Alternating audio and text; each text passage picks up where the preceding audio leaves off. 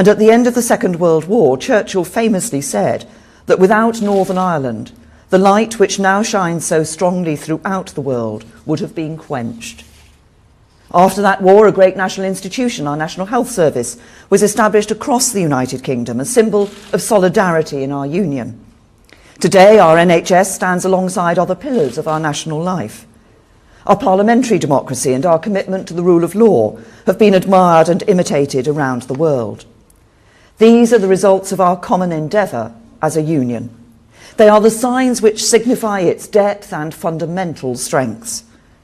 Right across the UK, far more unites than divides us. Our sense of community and shared values, our diversity and tolerance, and perhaps the greatest strength of our union is its potential for the future. What together we can achieve in the years ahead as an outward-looking United Kingdom. As we pursue our modern industrial strategy, government working with business and academia to boost productivity, invest in science and research, and create more good jobs in every community, making the most of rapidly changing technology. As we leave the European Union and go out to strike new trade deals around the world, open up new markets for the great products and services of our innovators and entrepreneurs. As we face the challenges of the future together and draw on the talents and resources of every part of our United Kingdom to overcome them. And that, of course, includes Northern Ireland. Its cultural landscape is dynamic, vibrant, and wholly original. Northern Ireland is a TV and cinema powerhouse, supported by UK government tax policies to support the film industry. Over 2 million visitors come to Northern Ireland each year as tourists to experience its vibrancy and beauty. It is home to great universities, great small businesses, a burgeoning cybersecurity sector. Northern Ireland makes a major contribution to our union, and it also derives great benefits from being an integral part of the UK.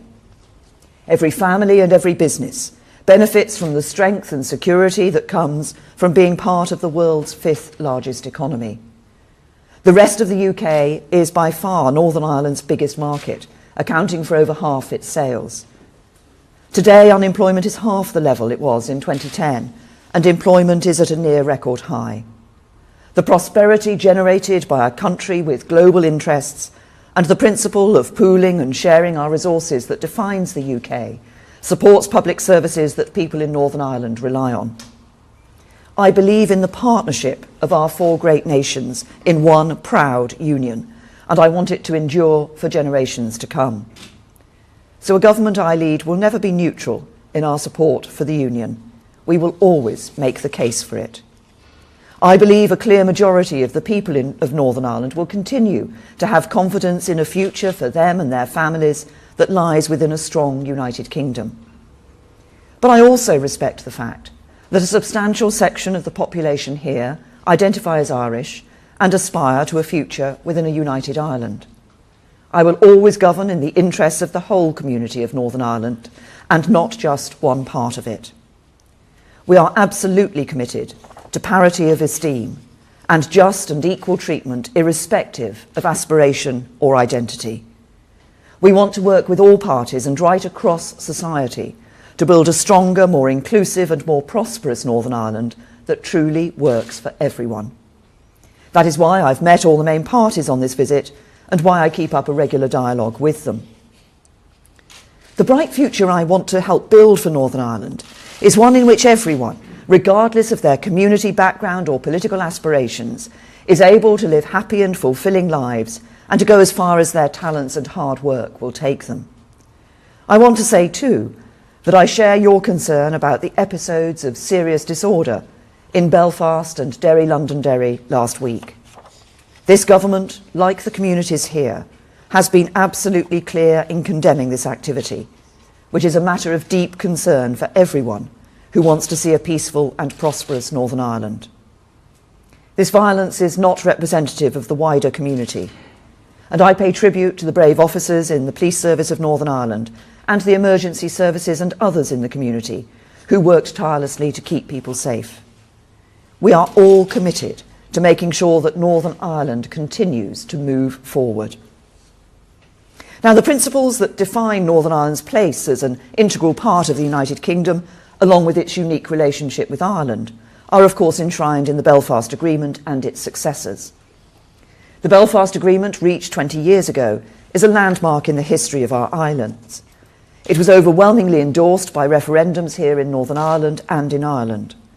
Successive UK and Irish governments, together with all the parties in Northern Ireland, have worked tirelessly to bring about the historic achievement of peace. Leaders like David Trimble and John Hume, Ian Paisley and Martin McGuinness have made history. And my predecessors as Prime Minister have played their part. Sir John Major helped to start the peace process. Tony Blair helped to bring it to fruition, making power sharing, which for so long had seemed a prize beyond reach, a reality at last. Gordon Brown oversaw the devolution of policing and justice powers. And I saw firsthand, as a member of his cabinet, how hard David Cameron worked on the Stormont House and Fresh Start agreements. I think everyone who has the honour and responsibility of holding the office of Prime Minister of the United Kingdom feels a special responsibility to the people of Northern Ireland. The historic achievement that the Belfast Agreement and its successors represent is something we should all be proud of. I am determined to protect it and to uphold the rights it enshrines. The fact that the current Deputy Chief Constable of the PSNI, Drew Harris, will shortly become Commissioner in An Garda Síochána is an amazing symbol of the progress made over the last 20 years. And we will continue to work with our friends in the Irish Government, who have been our close partners in that progress, including at next week's British-Irish Intergovernmental Conference. The UK Government's support for the constitutional principles set out in those agreements and for the full range of political institutions they established is steadfast. So it is a matter of frustration and regret that after enjoying the longest period of unbroken devolved government since the 1960s, Northern Ireland has now been without a fully functioning executive for over 18 months. I commend the Northern Ireland Civil Service for the work they are doing to deliver public services in Northern Ireland in the absence of an executive. And I want to see the Assembly and Executive back up and running, taking decisions on behalf of all the people of Northern Ireland. They deserve no less. So in full accordance with the three-stranded approach, we continue to do all we can to see the re-establishment of devolution and all the institutions of the Belfast Agreement. But an agreement cannot be imposed. That needs to come from within Northern Ireland. A first step has to be the resumption of political dialogue aimed at finding a solution, and that should begin as soon as possible. Until then, the UK Government will, of course, fulfil our responsibility to ensure good governance and stability in Northern Ireland. But interventions from Westminster are no substitute for decisions taken here. Effective and enduring devolved government is the right thing for Northern Ireland, and it is best for the Union. The Belfast Agreement did not just establish a set of institutions. It also defined the principles that underpin their legitimacy for people across the community. The principle that it is the birthright of all the people of Northern Ireland to identify themselves and be accepted as Irish or British or both, as they may so choose. And the consent principle, that it will always be for the people of Northern Ireland to decide, without external impediment, what their constitutional future should be. With the UK Government always giving effect to the democratic choice of the people of Northern Ireland, freely and legitimately given. These principles are the bedrock of peace and stability in Northern Ireland, and it is the duty of the UK Government always to respect and uphold them. Doing so is not just the guiding force behind our approach to government in Northern Ireland, it is also at the heart of our approach to Brexit as well. In leaving the European Union, as we are doing, we have a duty to ensure that the outcome we achieve works for the whole UK, including Northern Ireland. For all of us who care about our country, for all of us who want this union of nations to thrive, that duty goes to the heart of what it means to be a united kingdom and what it means to be a government. Our job is not to deal with Brexit in theory, but to make a success of it in practice for all of our people. And nowhere is the need for practical solutions more vital than here in Northern Ireland. the only place where the United Kingdom shares a land border with an EU member state that is also a co-signatory to the Belfast Agreement. I've said consistently that there can never be a hard border between Northern Ireland and Ireland. I said it in my letter triggering Article 50, in my speech at Mansion House, and many times besides. During the referendum, both campaigns agreed that the border between Northern Ireland and Ireland must remain absolutely unchanged. Indeed, you only have to speak to businesses near the border, as I did yesterday, to see that the notion of a hard border is almost inconceivable. Thousands of people who cross and recross between the UK and Ireland in the normal course of their daily lives cannot be subject to a hard border as they go to work, visit a neighbour, or go to the supermarket. Neither would it be feasible for firms whose supply and distribution chains span the border. Many people in communities like Fermanagh and Newry remember the customs border posts, approved roads and security installations of the not-too-distant past. They recall the administrative burdens on business, the disruption caused to lives and livelihoods.